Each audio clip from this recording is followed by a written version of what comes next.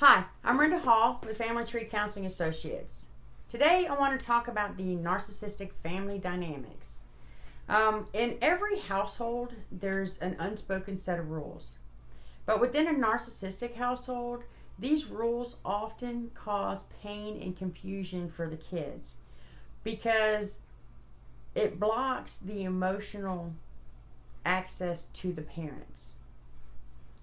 And the child basically becomes invisible, and they're not seen, they're not heard, and it sets up tragically for there to be no boundaries between the child and the parent uses the kids often abusively as they see fit. So when talking about this, I want to share with you some of the dynamics that may be familiar to you if you grew up in a narcissistic household. And the first one are the secrets. And the big secret is that the kids aren't getting their needs met, often because of they're being abused in some way.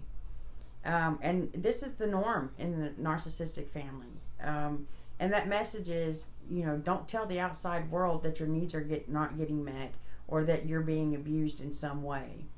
And for me, I'm just going to speak from my personal experience. I was abused by my mom, and I would never tell anybody, because one, I had fear, and two, I didn't want to portray a negative image to the family, because my mom, in her way, she was a pillar in the community. She was the president of the PTA. She was a higher up person in the Girl Scouts. And so, I wouldn't dare tell, because I didn't, we had to project that image. And that leads me into the second one, is the image. The image, that we have to, that in narcissistic families, to the outside, has to be that everything's perfect. One of the things I remember being told as a kid is that how you dress is how you represent the family. And so, like, in my household, there was an unspoken rule of you didn't wear sweatpants out of the house because that was being sloppy. And that we're bigger and better and we don't have, problems, and you don't dare tell anybody that your dad's an alcoholic, even though the neighbors knew it, because he would come home and there would be fights and arguments, and oftentimes we would have to leave. So, but we got the message of, like going out of the house in sweats, what would the neighbors think of us? Or when something happened and the police got called, we didn't talk about it. And we just held it inside. And we didn't want our friends and family, and we definitely didn't want our friends as kids. We didn't want our friends to find out, because, what would they think? And we didn't share it with other family members. It just wasn't talked about, and we didn't talk about any of the abuse, the sexual abuse that went on. We didn't talk about anything, because we had to uphold that image of our family. The third one was the negative messages. And, kids are given spoken and unspoken messages, and we internalize them, and that's what shapes us to go into our adult relationships. And so when you're getting these negative messages like, you're not good enough, or you don't measure up, it leads to you having a poor self-esteem, and then because you're treated that way as a kid and you have this negative image about yourself, then when you go into your adult relationships, it's familiar.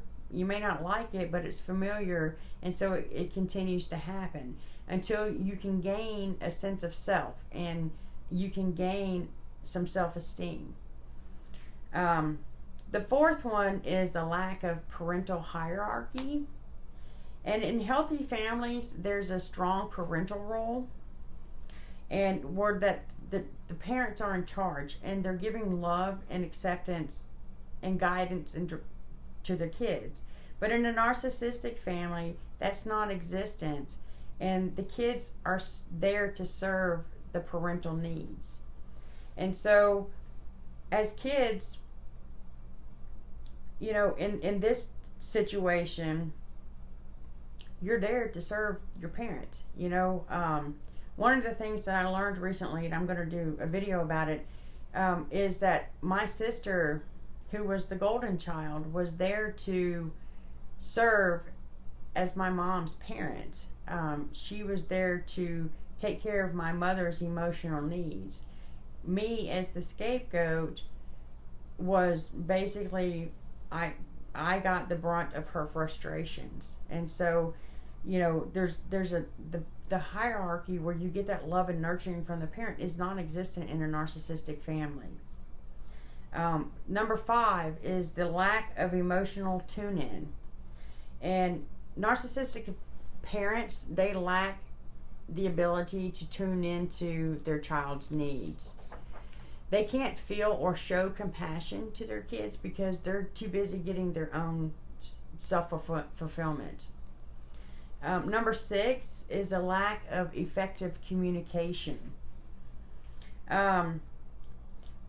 Most of the time in a narcissistic family, the communication is triangulation.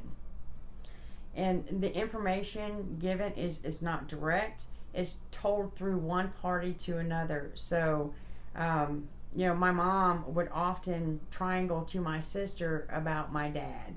Or my mom would go to her and say, go tell your dad this. Or she would tell me, tell your father this. And they talk about each other. And that was typical in my household, you know, and it was typical within my family, is that nobody directly talked to anybody to resolve a problem. They always went through somebody else, or they triangled and vented to the other person. They never confronted anybody directly. Number 7 is having unclear boundaries. There are very, very few boundaries within a narcissistic family. The children's feelings aren't considered, and you know, diaries aren't private. You have no private space. Physical boundaries aren't kept, and emotional boundaries are not respected. The right to privacy is not typically part of the family history. So if, like, I would do something and my aunt who lived up the street from us, she would know before we made it to her house, because my mom had already called and told her, you know, and then everybody else in the family knew about it too. So it's like, when you did something, you were shamed throughout the family, and because you did something, because there were no boundaries, there was no privacy when it came to us. But don't dare tell what mom's doing to you.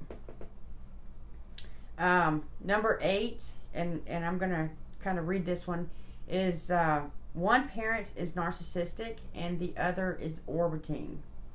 So if one parent is narcissistic, it's common for the other parent to revolve around the needs of the narcissistic parent to keep the marriage intact.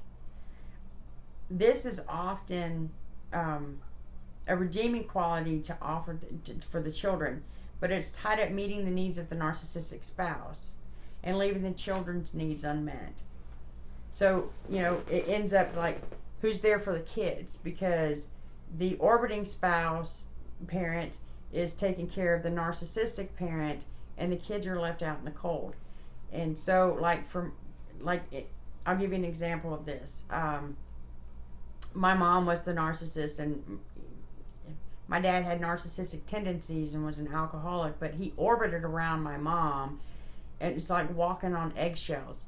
Because what happened, my dad would come over after they got separated and divorced. My dad would come over to see his kids, and he never really got to spend any time with us because my mom always had a list and always demanded his attention. And so that was him orbiting and taking care of the narcissistic parent. Number 9, siblings are not encouraged to be close. And In healthy families, it's encouraged for children to get along and to be loving and nurturing to one another. In a narcissistic family, kids are pitted against one another. And there's always a constant comparison. So, one kid is told, why can't you be like them? Number 10 is feelings. Feelings are denied and not discussed. Children are taught not to embrace their emotions. So in a narcissistic home, you don't have any emotions as a kid unless it's pleasing the narcissistic parent.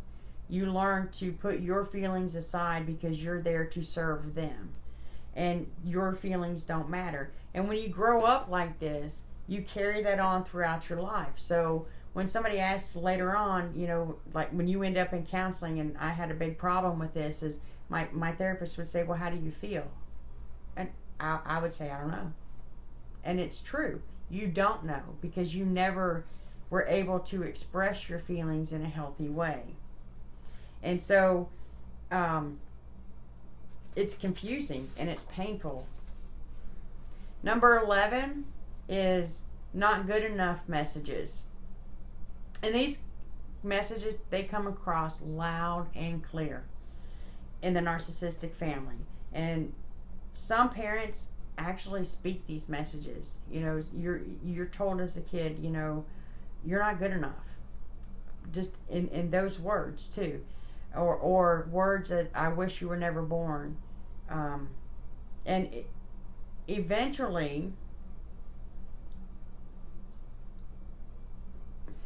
Eventually you begin to believe that as you hear it enough and you begin to believe it. And it's hard when you always have these feelings of I don't deserve this. When you're having successes in life because you got the messages of you're not good enough. And when parents boast about themselves, it gets passed on to the kids of their, see what I'm doing and you're not good enough to achieve this. Number 12 is dysfunction or obvious dysfunction, whether it's obvious or covert. And in narcissistic family dynamics, they can be seen or they can be disguised. And the dysfunction displayed is sometimes it's displayed violently, and sometimes it's psychological. And so there's no physical scars, but there is psychological, and it carries over into your adult life. And it's also when the child's been neglected.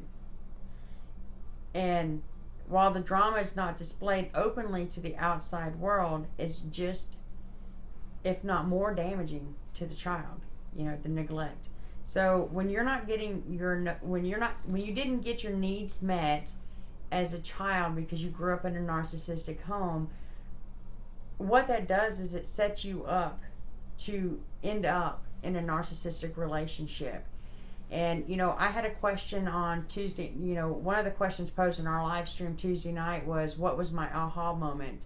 And one of my biggest aha moments was realizing where I came from and how I ended up in a narcissistic relationship.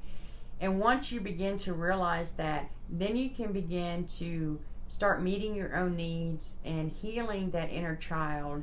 Because if you don't, these relationships are going to keep showing up in your life. And it's the gift of healing. So I encourage you to start taking a look at your childhood, look at your family of origin, pay attention to the unspoken rules that you had as a kid, and look at how your life as a child parallels in your relationships as an adult. And I'm quite sure, as I did, found out that all of my issues, not most of all of my issues came from how I was raised. And it carried over into the adult relationships. And because I didn't have a sense of self and I didn't have self-esteem, I attracted the narcissist into my life. So give yourself the big gift of healing. Start working on yourself. Start building your self-esteem. Start healing that inner child. And tune in to our live stream on Tuesday nights. Keep watching YouTube videos. And if you haven't subscribed to our channel, Family Tree Counseling, hit that subscribe button underneath the video. And I'm Rinda Hall, and thanks for watching.